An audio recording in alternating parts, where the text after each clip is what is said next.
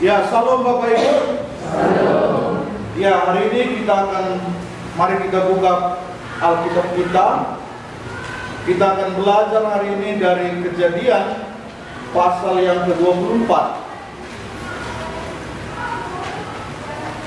Kejadian pasal 24 ayat 1 sampai ayat yang ke-67 nanti. Ya, Bapak Ibu, saudara-saudara yang dikasihi Tuhan, narasi ini adalah narasi yang terpanjang dalam kitab Kejadian. Ya, ini adalah cerita di mana Ribka itu dipinang bagi Ishak. Dan ini juga memang sebuah narasi terpanjang di bumi juga sampai hari ini. Kenapa? Karena semua manusia sampai akhir zaman tiba akan ada waktunya menikah, kan gitu ya? Ada sini yang nggak mau menikah. Ya, tapi hari ini saya setelah merenungkan, judul Alkitab memang menceritakan tentang Ribka dipinang bagi Ishak. Tapi saya akan mau angkat tema dari berikut ini adalah teladan iman seorang ayah. Saya ulangi sekali lagi, teladan iman seorang ayah. Bagaimana Abraham yang ketika waktunya dia memikirkan jodoh anaknya Ishak. Dan ini adalah sebuah pandu bagi kita seorang ayah yang sudah Allah karuniakan anak, agar kita memikirkan juga jodoh anak kita. Karena kalau ayah itu tidak memikirkan jodoh anaknya, ya, maka itu akan bisa sesat. Kalau kita lihat nanti berikut ini, bagaimana Ishak hanya berdiam di rumah. Dia tidak seperti zaman hari ini. Bagaimana? Kalau hari ini laki-laki sibuk ya mencari pasangannya. Saya ingat dulu waktu saya lajang, saya sibuk, saya pergi ke gereja Medan, mungkin menyenter di sana begitu. Ya, ada istilah kami dulu senter, tahu senter, reneng-reneng begitu. Tapi kalau kita lihat, kita berkaca dari Alkitab ini, karena ini adalah buku kehidupan Bapak Ibu. Tidak ada manusia hidup benar kalau dia tidak berkaca kepada Alkitab. Sepanjang sejarah itu telah terbukti bahwa ini adalah buku yang paling hebat yang ditulis oleh anak-anak Tuhan, yang diilhamkan oleh Roh Kudus kepada setiap orang yang sudah dipilihnya, dan itu akan menjadi pegangan bagi kita juga sampai hari ini. Ya Bapak Ibu, mari kita lihat, karena ini narasinya begitu panjang. Apakah kita mau baca ini sampai habis? Ya, supaya kamu nanti tahu ceritanya. Ada yang sudah pernah baca cerita ini? Kita ulangi. Di sebelah kanan saya nanti ayat yang ganjil, kita bergantian. Di sebelah kiri saya ayat yang genap. Ya, mari kita lihat. Saya berharap Tuhan berbicara kepada kita, terutama kepada orang tua, kepada ayah yang sudah karuniakan anak di tengah-tengahnya, supaya kita memikirkan bagaimana jodoh anak kita ini, supaya mereka tidak tersesat. Baik, saya akan persilahkan dari sebelah kanan saya ayat yang ganjil, mulai dari judul 1, 2 ya. Ribka dipinang bagi Ishak. Adapun Abraham telah berbuat dengan menurunya, serta diberkati Tuhan dalam segala hal. Berkatalah Abraham kepada hambanya yang paling tua dalam rumahnya, yang berkuasa atas segala kepunyaannya. Katanya, baiklah, kamu dipanggil supaya aku mengambil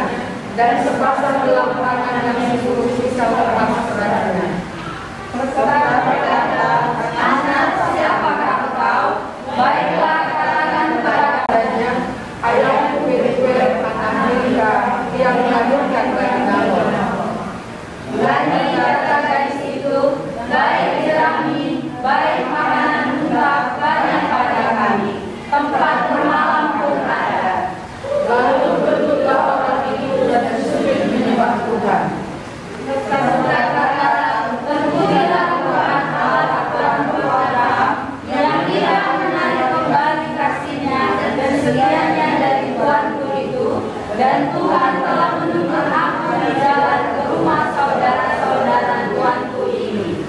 Berlarilah dari situ pergi menceritakan kejadian itu ke rumah ibunya.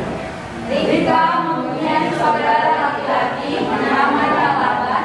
Laban berlari keluar mendapatkan orang itu mematakan kaki. Sesudah dirinya anak itu dan bilang kepada saudaranya, dan sesudah dirinya mengatakan kepada saudaranya yang bunyinya, begitulah katakan orang itu kepadaku. Ia mendapatkan orang itu yang masih sisa semuanya di dekat mata air ini. Dan berkata, marilah engkau yang diberkati Tuhan, mengapa engkau berdiri di luar, padahal telah disediakan rumah bagimu dan juga tempat untuk unta-untamu. Masuklah orang itu ke dalam rumah, ditangkapkannya pelana unta-unta, diberikan jerami dan makanan kepada unta-unta itu, lalu dibawa air masuk kaki untuk orang itu, dan orang yang bersama-sama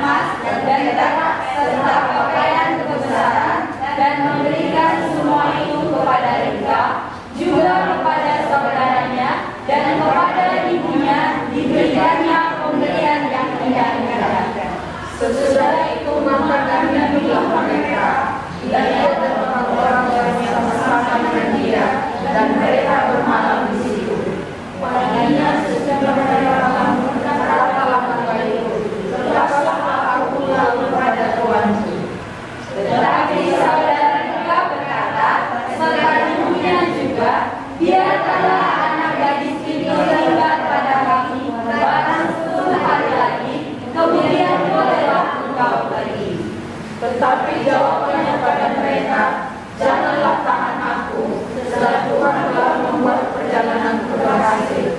Lepaslah aku, supaya aku pulang pada Tuhanku. Kata mereka, baiklah kita pergi dengan gadis itu dan menanyakan kepadanya sendiri. Lalu mereka memanggil Ribka dan berkata kepadanya, maukah kau pergi beserta orang ini? Jawabnya, mau. Maka Ishak saudara mereka itu dan Nina temannya beserta hamba Abraham dan orang-orangnya dibiarkan mereka pergi. Dan mereka memberkati Ribka, kata mereka kepadanya, saudara kami, moga-moga engkau menjadi beribu dewasa dan moga-moga keturunanmu menduduki kota-kota musuhnya. Lalu berkemaslah Ribka beserta hamba-hambanya perempuan, dan mereka naik unta mengikuti orang itu. Demikianlah hamba itu membawa Ribka lalu berjalan pulang. Adapun Ishak telah datang dari arah sumur Lahai-Roi. Ia tinggal di tanah Negev. Menjelang senja, Ishak sedang keluar untuk berjalan-jalan di padang. Ia melayangkan pandangannya, maka dilihatnya ada unta-unta datang. Ribka juga melayangkan pandangannya, ketika dilihatnya Ishak, turunlah dia dari untanya. Katanya kepada hamba itu, siapakah laki-laki itu yang berjalan di padang ke arah kita? Jawab hamba itu, dialah tuanku itu. Lalu Ribka mengambil telepungnya dan bertelungkup ke dia.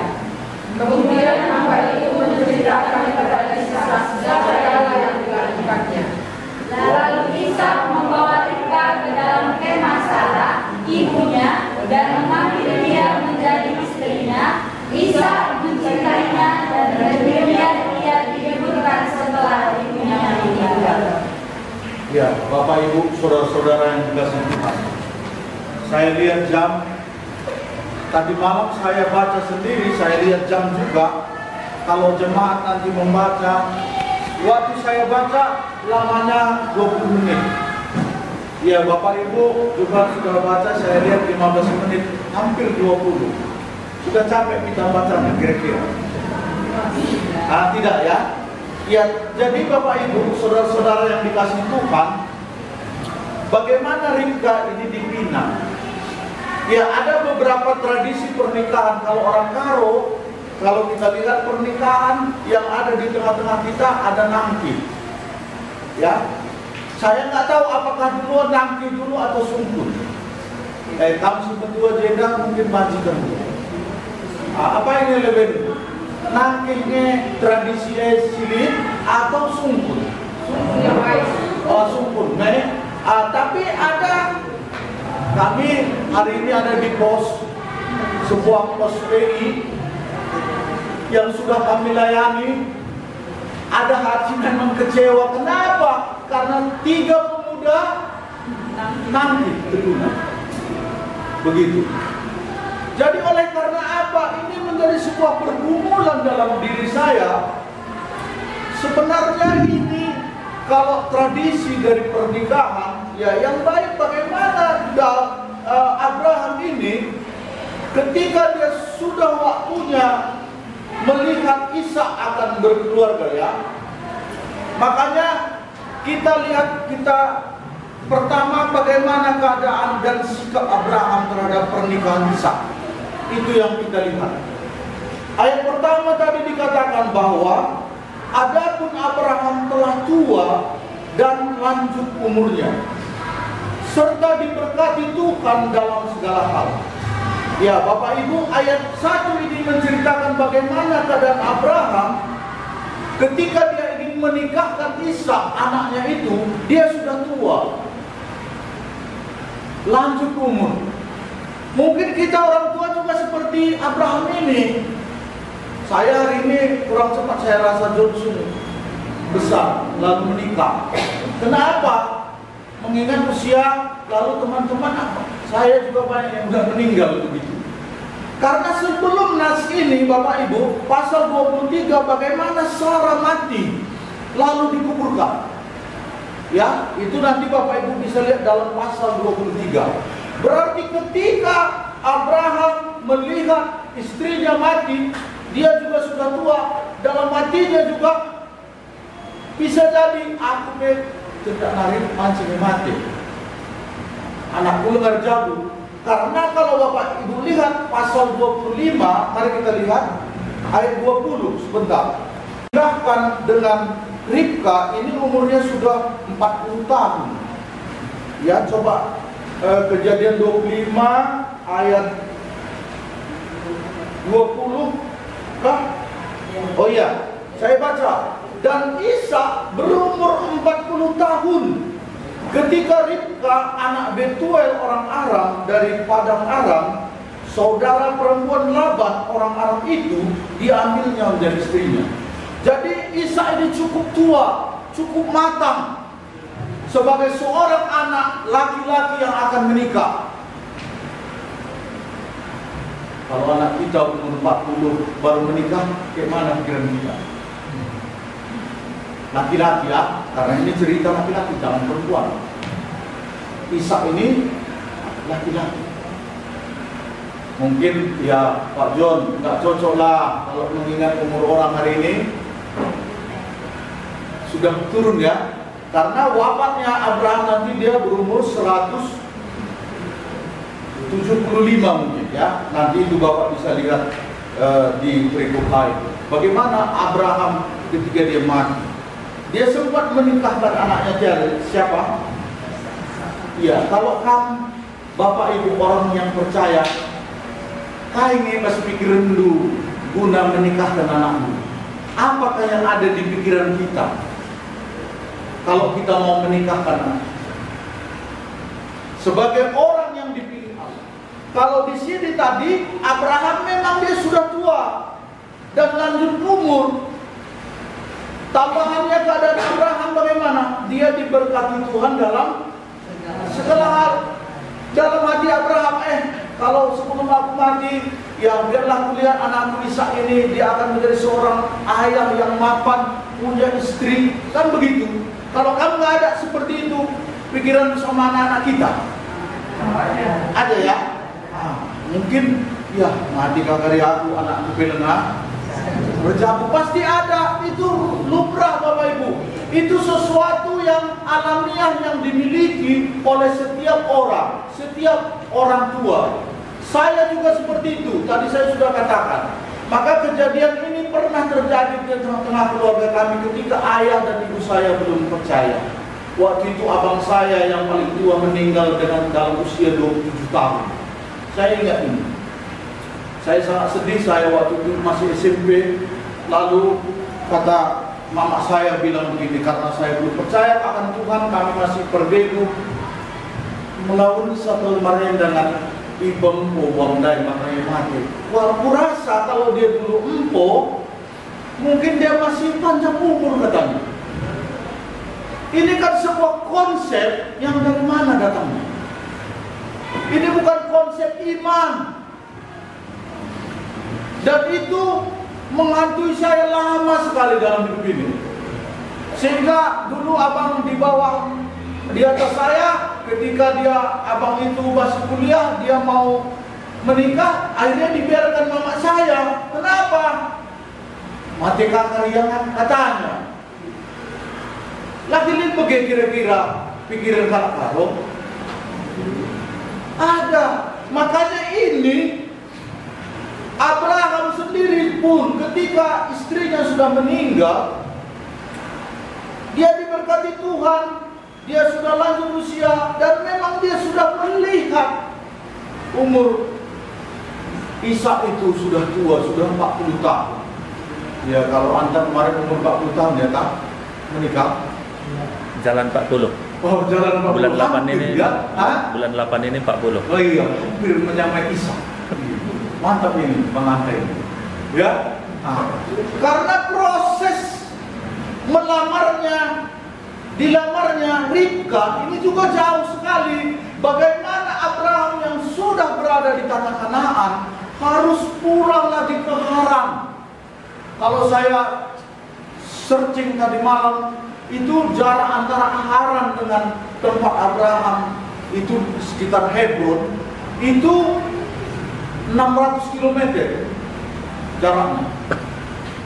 Itulah dia meminang. Coba Bang Dosen tampilkan sebentar petanya. Ini dia. Itu Bapak Ibu lihat Hebron. Itulah posisi waktu itu di mana Abraham. Mereka karena waktu itu bisa dari mana kita tahu ya posisi Abraham ini. Coba lihat pasal 23 ayat 19. Coba mari kita lihat. Supaya nanti kita tahu pasal 23 ayat 19. Saya akan baca. Ya, Bang Dosen boleh tampilkan dulu. Ini posisi Abraham ketika dia berada di tanah Kanaan.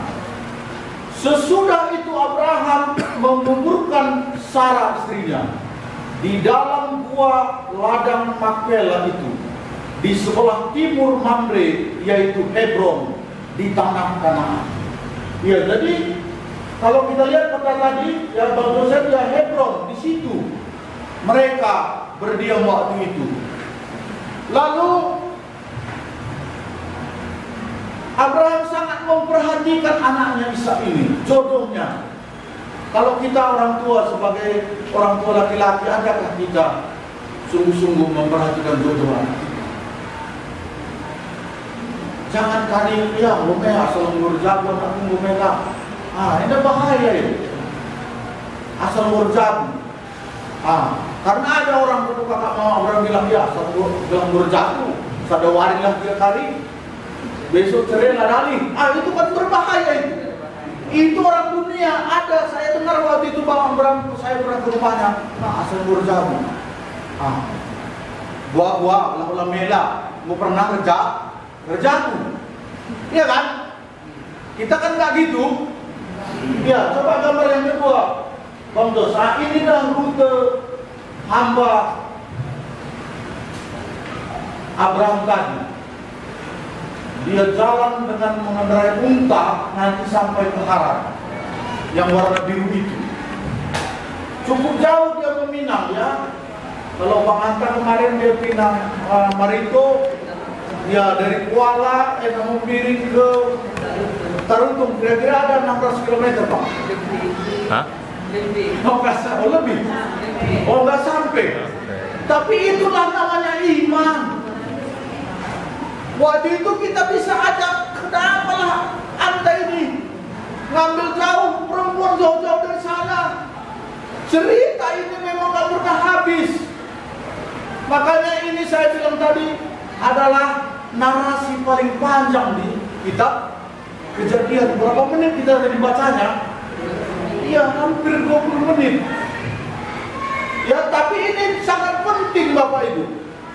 Ya, bahwa kita memang sebagai ayah, kita harus peduli dan ikut berpartisipasi untuk membawa memikirkan jodoh anak kita.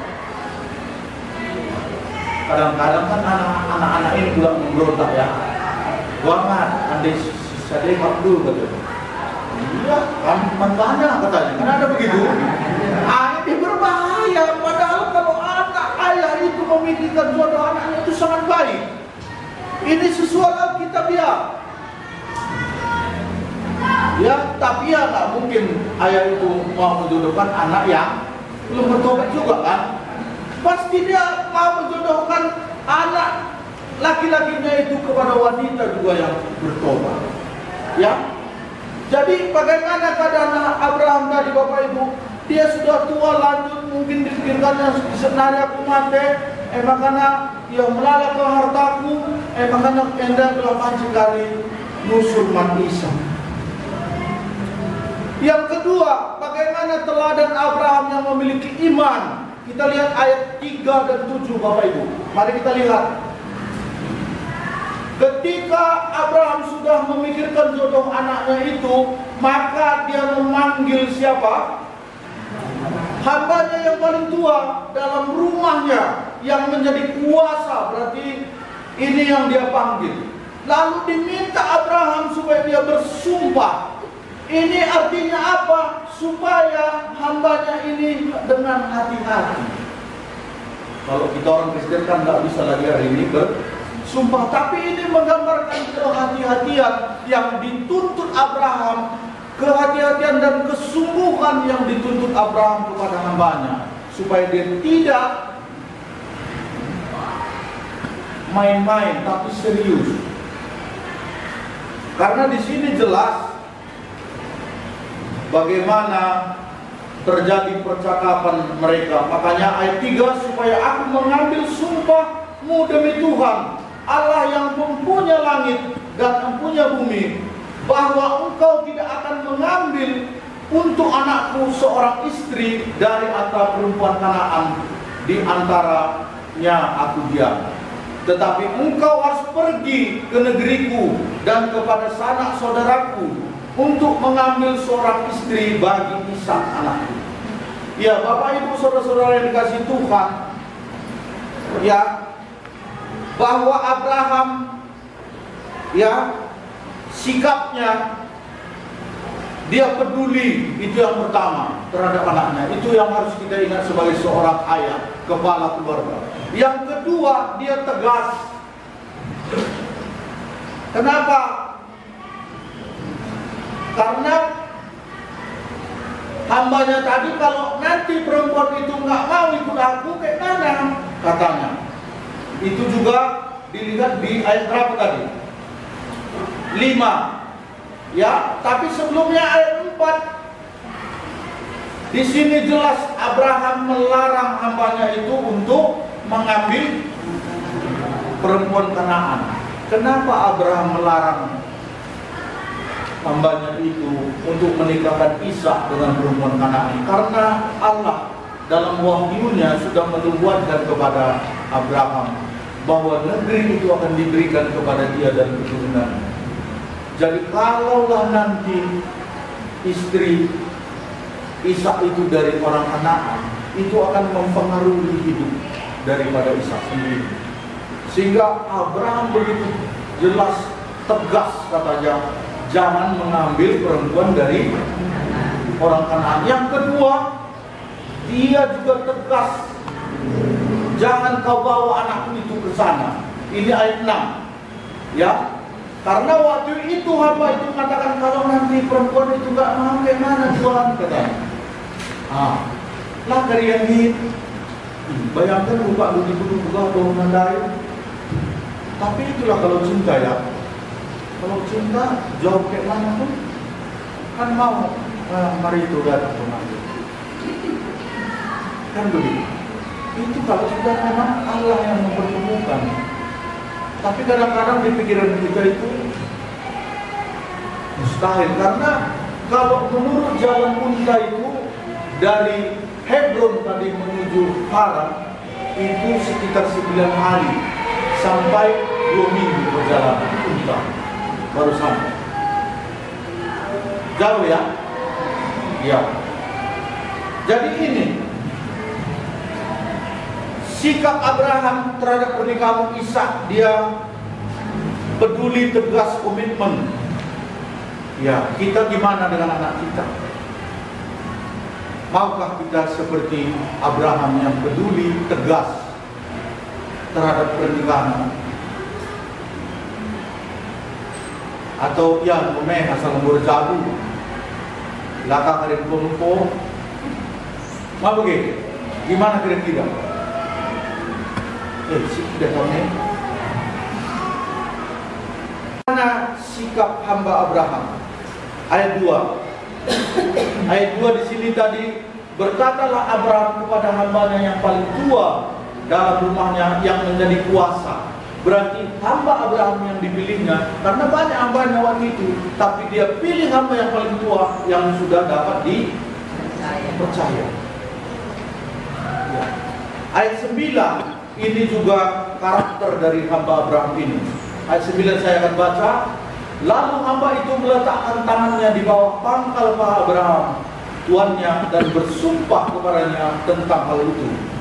Dia patuh kepada tuannya. Ini sikap dari hamba Abraham. Yang ketiga, kita lihat dalam ayat 11 dan 21, Bapak Ibu. Sikap seorang hamba Abraham ini, Ketika dia sudah mengambil 10 ekor unta lalu dibawa, ayat 11, di sana disuruhnyalah unta itu berhenti. Ini di mana? Ya, di luar kota dekat suatu sumur. Pada waktu petang hari, waktu perempuan-perempuan keluar menimba air. Jadi dia seorang yang bijak. Lakukan sembarangan buku daya. Dia tahu, oh nanti ini perempuan-perempuan akan keluar menimba air ke sini. Jadi banyak akan dia jumpai perempuan. Bijak, ya. Ayat 21-nya juga dikatakan di sana, dan orang itu mengamat-amatinya dengan berdiam diri. Jadi dia juga bijak, terlihat dari di mana posisi dia harus melihat seorang wanita tadi untuk jodoh anak tuannya. Lalu dia juga mengamat-amati.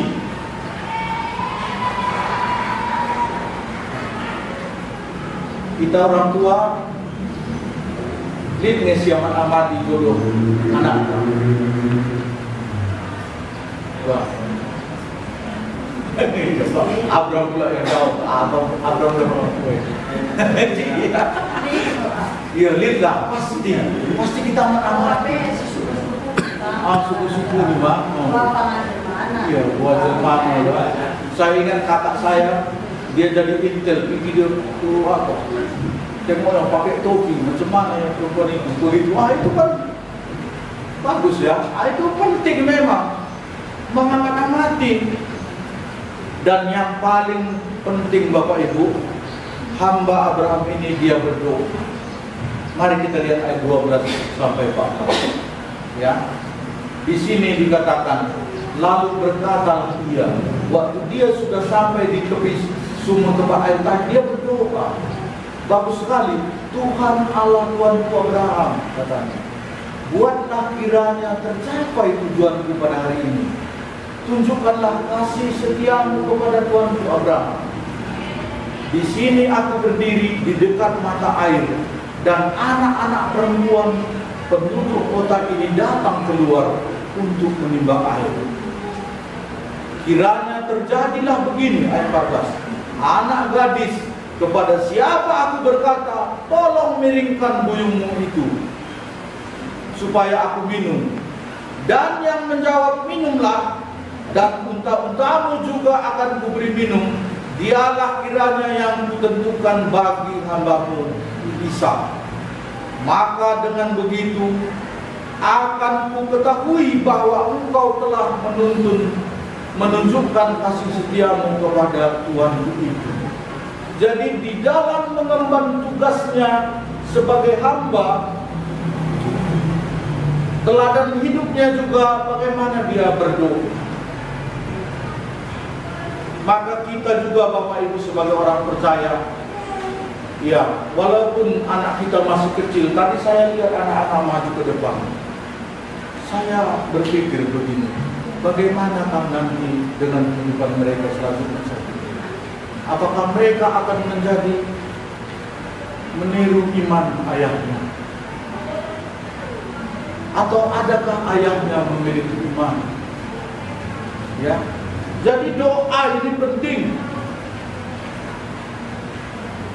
Ya, ini dua teladan ini perlu kita renungkan. Sebagai orang tua, kita harus peduli terhadap jodoh anak kita. Kamu peduli dengan jodoh anakmu?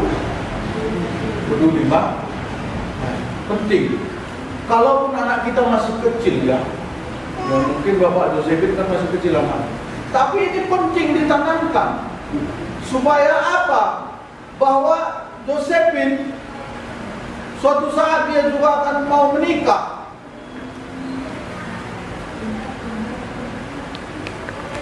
Ya. Ya, Bapak Ibu saudara-saudara yang dikasihi Tuhan.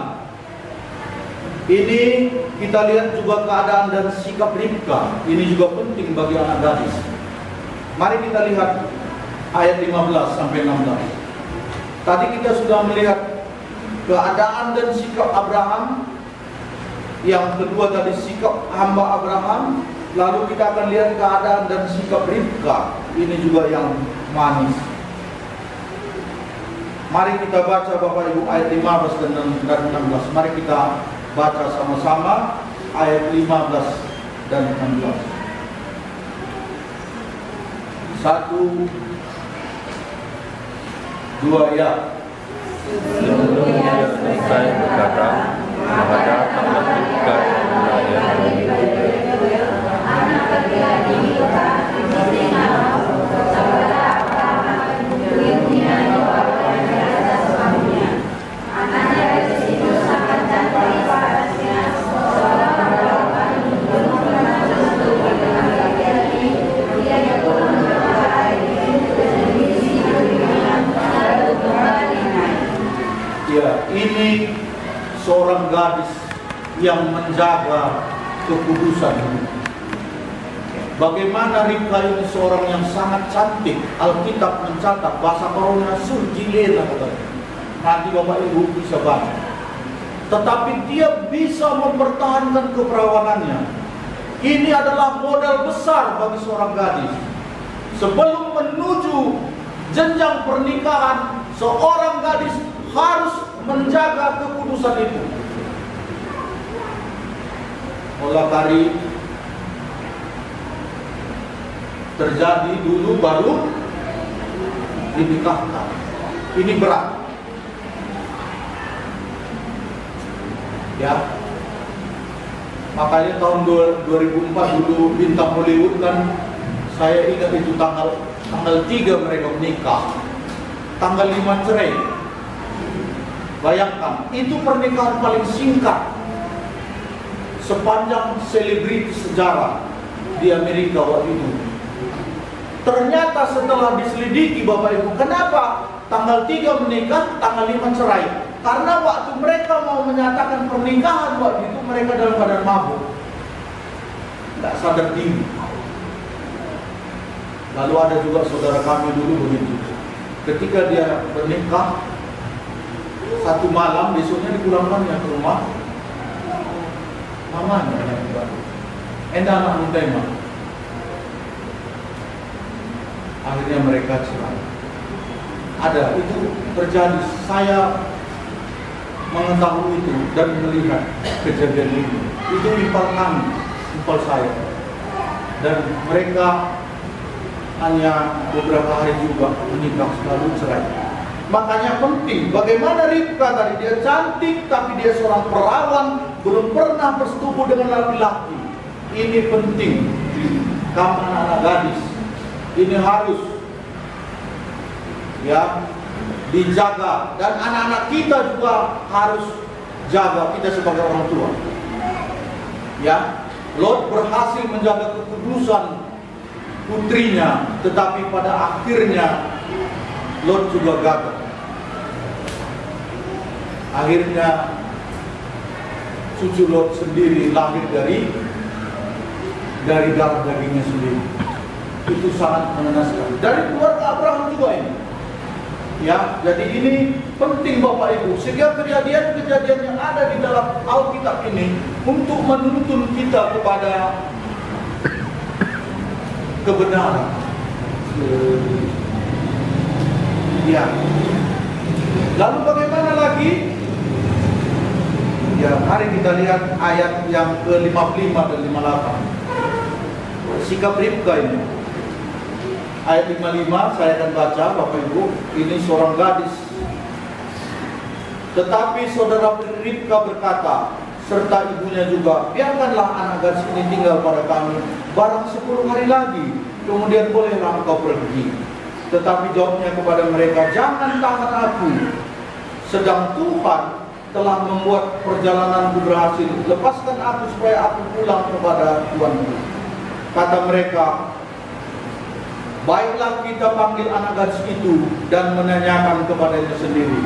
Ayat 58. Lalu mereka memanggil Ribka dan berkata kepadanya, apakah engkau pergi beserta anak ini, beserta orang ini? Jawabnya, mau. Ribka bilang apa? Mau. Tapi kira-kira Bapak Ibu, kenapa Ribka malu? Belum pernah jumpa sama Ishak. Apakah karena anting-anting yang diberikan di hidungnya setengah apa tadi? Setengah sikal, lalu gelang 1 kilo. Berapa tadi? Berapa tadi? Saya lupa tadi. Ada berapa ukuran yang diberikan tadi? Ada tadi yang mengingat ayat berapa itu? Hah? Ayat 3 tadi.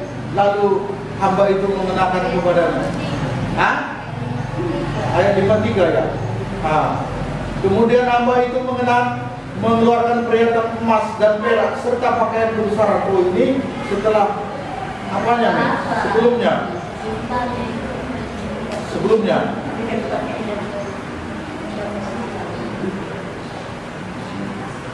Oh, ayat 22. Setelah unta-unta itu puas minum, maka orang itu mengambil anting-anting emas yang setengah sikal beratnya dan sepasang gelang tangan yang 10 sikal emas beratnya. 1 sikal ini pernah Bapak Ibu lihat ini? 1 sikal ini 1,4 gram. Kalau 10 sikal berapa itu?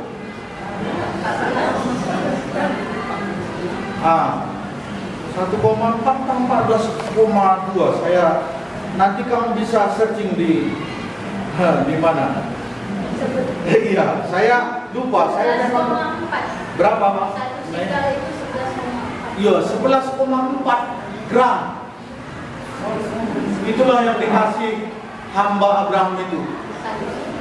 Saya pikir anting-anting ditaruh di telinga, rupanya enggak, di hidung. Makanya ini mirip gaya India ya. Orang India, gadis India suka taruh di hidung. Lalu taruh gelang. Cimbo, saya bayangkan. Berarti kayak gini lah dulu. Apa ini? Berarti orang India ini mirip dari Mesopotamia atau seperti. Jadi 14, berapa tadi Mei? 11,4. Iya, 11,4. Jadi kalau 10 sikal berarti 114 ya. Jadi 114 gram lebih kurang dikasih gelang. Kita perlakuan channel dempo apa siap nih kita rugi. Kita sering kali-kali saya lihat di kampung sana, di kampung kami pelayanan. Kenapa orang membawa nangking anak orang itu? Karena modal tada. Percayalah kamu kataku. Jadi dia akhirnya berlaku licik. Padahal perempuan itu memang mahal harganya. Makanya kamu kalau punya anak perempuan ingat anak kita mahal. Harus dibeli, ada maharnya. Ya. Jadi jangan sembarangan. Tapi saya rasa Ribka bukan karena emas ini dia mau itu, karena Tuhan. Tuhan yang memang membuat hati Ribka itu apa? Ia mau. Apa katanya? Biarkanlah 10 hari lagi. Lah naik kata Ribka anak anakku bawa juga buka. Kan bisa ada begitu pikiran. Iya orang tuanya. Tapi hamba Abraham itu begitu tegas, jangan lagi tahan-tahan. Kalau sudah Tuhan ini katanya. Lalu apa? Iya, tanyalah dia katanya. Lalu gimana? Iya, mau katanya. Iya, makanya ini penting. Ya, kalau kamu anak gadis, ini kan banyak juga anak gadis ini.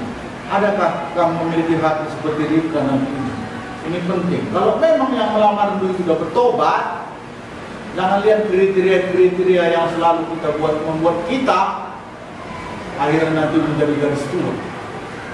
Ada kawan saya dulu, saya pernah doakan. Waktu itu dia udah tua ini sebenarnya, tapi karena selalu kriterianya selalu dibuatnya. Lalu waktu saya doakan datang, memang laki-laki udah tua. Nggak mau dia, hari ini dia akhirnya jadi gadis tua. Laser serem. Ya tapi nggak apa-apa, kalau memang itu kehendak Tuhan, itu lebih baik daripada menikah pun nanti Jadi ini, oleh karena itu Bapak Ibu, lalu kita lihat lagi sikap Ribka ayat 65. Ini saya akan baca. Ini Ribka ya. Ketika dia jumpa dengan Ishak yang dia cintai ya. Ini kayak film India betul. Saya baca ayat 64. Ya, 63 mulai. Menjelang senja, bagi kuci-kuci matahari, Ishak sedang keluar untuk berjalan-jalan di padang. Wow, bayangkan padang. Aku kalau nonton film India kan kuci-kuci matahari kan di padang. Ini seperti itu, Bapak Ibu. Lalu apa katanya? Ia melayangkan pandangannya, maka dilihatnya lah ada unta-unta datang. Ayat 64, Ribka juga melayangkan pandangannya, berarti saling pandang-pandang nih. Dan ketika dilihatnya Ishak, turunlah ia dari untanya. Betapa seriusnya Ribka. Lalu ayat 65, katanya kepada hamba itu, siapakah laki-laki itu yang berjalan di padang ke arah kita? Jawab hamba itu, dialah tuanku itu. Lalu Ribka mengambil telepungnya dan bertelepunglah. Telepung itu tutupingan, ayun. Jadi dia bukan memamerkan, dia menjaga kekudusannya tadi. Ketika dia bertemu dengan laki-laki yang dia sudah mempesona hatinya, dia tetap menjaga. Ini teladan Ribka yang perlu anak-anak gadis perlu jaga. Makanya dia tadi, ya makanya bertelepunglah ia. Waktu dilihatnya siapa? Ishak. Kekudusan ini perlu dijaga supaya mahligai rumah tangga itu bisa. Ya Bapak Ibu saudara-saudara yang dikasih Tuhan, berhasilkah Abraham meminang Ribka? Berhasil ya. Walaupun awalnya hambanya ini tadi ragu, tetapi bagaimana Allah yang punya kasih setia kepada Abraham, sehingga Tuhan memang menunjukkan kasih setianya. Makanya berlututlah tadi hambanya tadi, apa katanya? Terpujilah Tuhan yang menunjukkan kasih setianya kepada hambaku Abraham. Ya, Bapak Ibu saudara-saudara yang dikasih Tuhan, apakah yang boleh kita ambil dari makna firman ini? Yang pertama saya simpulkan, sebagai orang tua kita harus memiliki iman tentang jodoh anak kita. Kedua, kita harus peduli terhadap anak kita juga. Kita harus komitmen terhadap jodoh anak kita. Ya, jadi kalau kita lihat di sini, Ishak tenang-tenang saja ya. Kalau zaman ini kira-kira gimana nih? Bisakah ini jadi kalau tenang-tenang aja anak kita laki-laki di rumah? Kawin lagi dia nanti berat emen. Tapi itulah iman Bapak Ibu. Iman Abraham ini membuat siapa? Membuat Ishak percaya. Waktu Ishak saja mau dipersembahkan Abraham waktu itu, Ishak percaya sama Abraham. Bahkan dia bilang, Pak, ini udah ada kayunya, udah ada apinya, mana dombanya, katanya. Kan percaya aja, mereka jalan sama-sama. Itulah makanya seorang ayah harus bisa meyakinkan anaknya itu percaya kepada ayahnya. Ini penting renungan bagi kita seorang ayah. Apakah anak kita sungguh-sungguh percaya kepada kita? Maka saya Johnson itu takut kali saya. Kalau udah saya sempat janji, saya berusaha selalu menepatinya. Padahal tadi terlalu cepat begitu. Nah, nanti kita mandi-mandi dulu. Ternyata, aduh ada yang lain. Tapi harus saya tepati supaya menenangkan apa? kepercayaan orang tua tadi gitu. Makanya kalau anak percaya sama kita, saya rasa bisa. Tapi kalau anak nggak percaya, ya aku menjadi bawa siapa anak, bawa siapa aku. Ya, kamu saja katanya. Nah, itu kan nggak percaya anak yang kami. Ya, ya Bapak Ibu, Tuhan Yesus memberkati kita. Amin. Mari kita berdoa.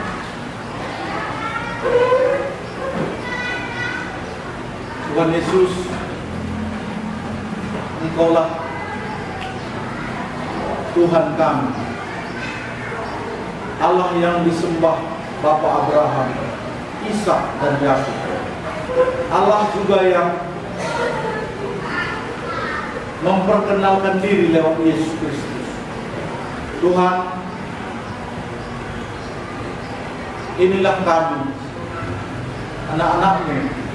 Kami sebagai orang tua yang sudah Tuhan berikan anak, supaya kami boleh peduli terhadap anak kami, bahkan terhadap jodohnya, supaya anak kami boleh tidak tersesat dalam jalannya ya Tuhan. Tuhan Yesus, hamba-Mu yang terbatas, kiranya Roh Kuduslah yang meneruskan perkataan-Mu hari ini kepada kami masing-masing, supaya kami boleh insaf akan kebenaran, akan dosa, bahkan akan penghakiman. Biarlah Roh-Mu itu yang meneruskannya, meyakinkan kami perkataan-Mu hari ini. Terpujilah Kau Tuhan, di dalam nama Yesus kami berdoa. Amin. Ya.